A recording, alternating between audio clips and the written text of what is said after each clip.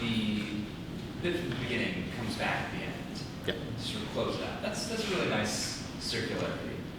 Yeah, that was where the return to zero came from. Actually, well, yeah, that was how the name came about. Just kind of that return to, I don't know, it kind of like loops seamlessly in that way. Yeah. I have a question. Yes. How many iterations of this did you go through in editing? Yeah, that's kind of a hard question. In the first kind of run of composing it, there was a lot of different redos of different sections and stuff like that. I did a kind of comprehensive edited version in 2022, which kind of removed a lot of kind of issues that the piece kind of had throughout. That kind of were suboptimal for the overall kind of performance and stuff like that. But it's not like there were a ton of significant changes. But yeah, I mean, I think I did it over the course of maybe 3 or 4 months. And it was COVID, and it was like I was a senior, so I had like nothing to do. So a lot of my day, like every day for like 3 months, 4 months, was just me kind of just like plinking at the piano, kind of figuring out what I wanted to do, and kind of brainstorming all these ideas. Yeah, what else? Just what inspired you to compose that song? A particular experience that I had that I do not think it's my place to disclose. But it's very much tied to the third movement. The third movement is kind of the core of the whole piece, I think. Not I think, I know. And it's kind of what I wrote it for. Yeah. Yeah. Just kind of like that solo kind of playing experience is kind of what that whole movement and kind of the overall piece is kind of based around, which is why I kind of did what I did when I stood up front. Kind of the image I kind of wanted to invoke was kind of just like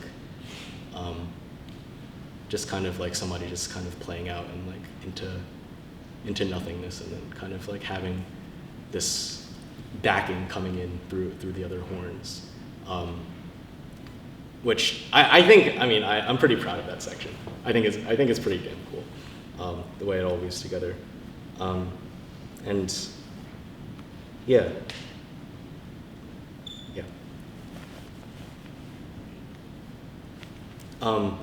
So I can talk about a couple other things, just kind of about the composition. So a lot of the solo kind of soprano sax parts were like legitimately improvised. Kind of the first part that was just kind of like little bits and pieces were kind of things I just tried and like kind of like picked out ones that I liked. But the one where kind of all the horns come in and it's like that big moving part was actually just one take.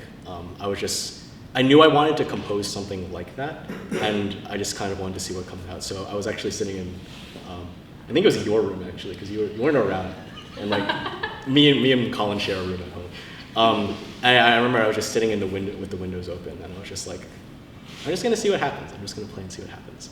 And I recorded myself, and I did what is on the pages on that. And I was like, well, shit, that's like pretty cool, actually. And I was like, okay, so I went through and I kind of composed the other parts around that.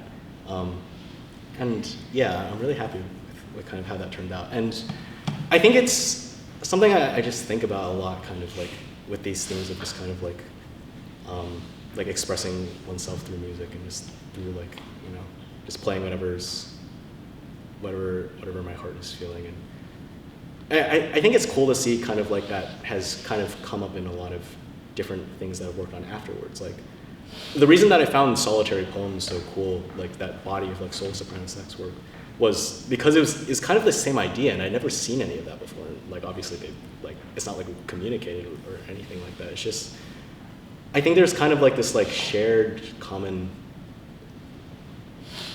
experience almost that like of like, I don't know, just like playing out in like nature and the open and like that.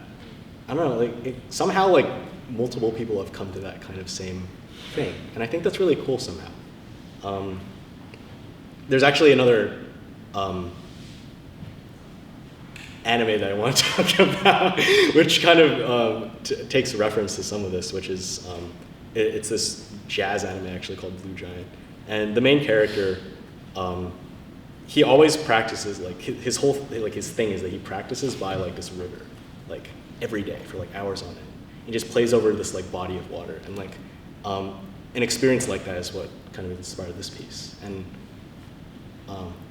there's this line in the story actually. It's like, isn't there something really like it's like isn't there something really cool about like a wind instrument playing over a body of water? I was like, shit, they're right. Yeah. Like I came to the same conclusion. I don't know. Yeah. So that's kind of where a lot of this comes from. Kind of That was the image that I had in my head, also sitting on top of the cliff. exactly. Yeah, Right? that's exactly Yeah. I was thinking when you played that. Yeah. Yeah, Jack. Something else I was curious about from the third movement, you know, it's almost a cosmic kind of piece. You have Genesis at the beginning, you got Event Horizon at the end, you know, we're moving around, and you mentioned the second part of the third movement there was like playing in the dark. But the first part, it's fast and loud, and there's the clapping at one point. What inspired that element? Yeah, I think that is the most discongruous part of the piece with the rest of the piece. And I think that is out of a lack of my ability at the time to really write what I wanted to. I think that the second movement is kind of like, I think it's cool, but I think it came out much more like kind of like bombastic than I wanted it to be. And it just kind of fell that way, and that's just kind of how it ended up, and I decided to lean into it. But yeah, I think a lot of that was kind of like due to a lot of the music I was listening to. I was into a lot of brass band back then.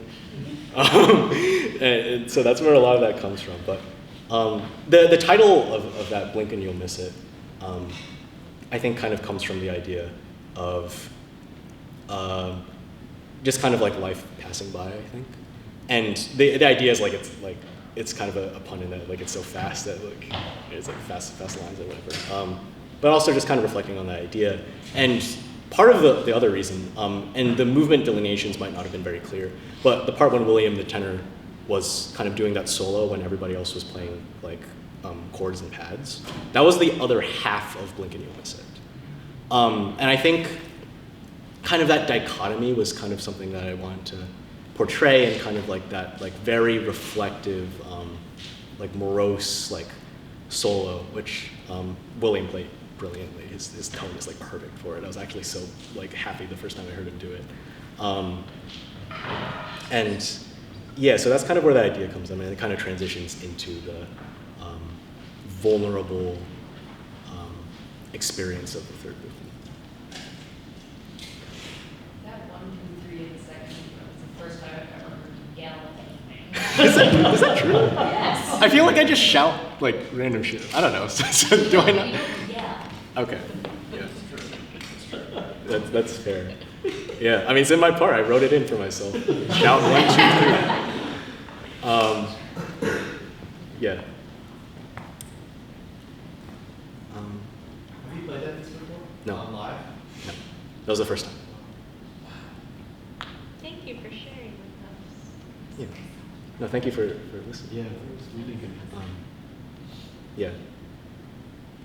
I said at the start, I think it kind of is like a capturing of myself at that time. And I think that's still true. And I don't know. I like to think that me 4 years ago is very happy that it got a chance to be played.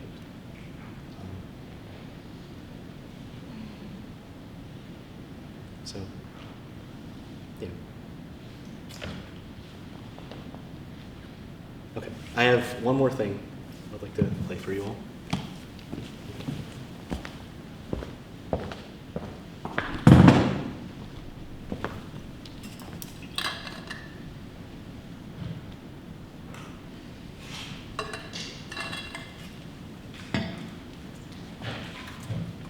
And if y'all would indulge me,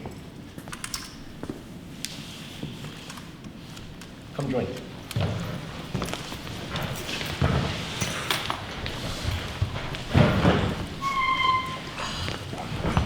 Close, close. Not bringing out the snake, right? Snake jump.